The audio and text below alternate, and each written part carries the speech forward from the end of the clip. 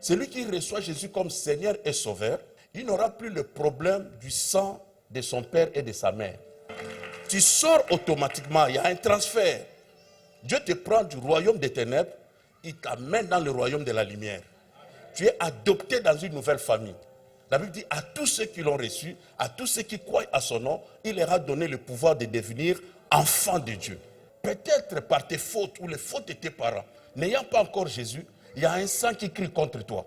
C'est comme cela que les choses ne marchent pas. Tu entres partout, on te voit bizarre. On ne veut même pas toucher à ton dossier. Parce qu'il y a une voix qui crie derrière toi. Une voix négative. Mais quand on reçoit Jésus, on entre dans une autre famille. On entre dans une autre équipe. Je parle de l'équipe des gagnants. Je parle de l'équipe des plus que vainqueurs. Quand on est maintenant dans cette équipe-là, nous aussi, nous sommes précédés par une autre voie. C'est la personne qui a subi des problèmes, qui marche avec un sang, qui a des inclinaisons vers le mal. Rien ne marche. Non à cause de ses diplômes, non à cause de sa beauté, mais à cause de son sang. La vie, ce n'est pas ce que nous voyons.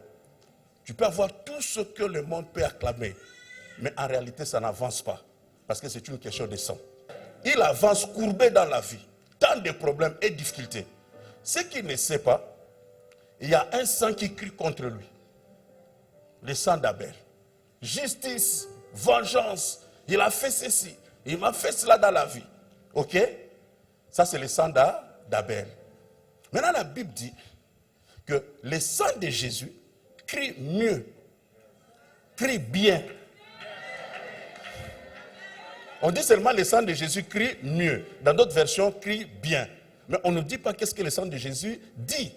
Alors moi, je me dis, si le sang d'Abel crie vengeance, c'est que le sang de Jésus dit acquitter. Amen.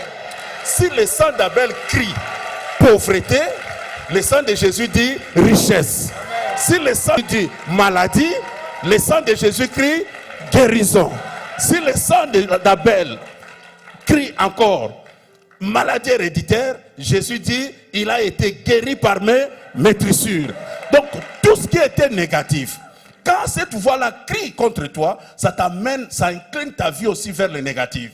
Or, le sang de Jésus ne crie pas comme le sang d'Abel. Le sang de Jésus crie fort. Le sang de Jésus crie mieux. Cela veut dire dit de bonnes choses. Donc ça dit pauvreté, il dit richesse, il dit gloire, il dit travail, il dit santé.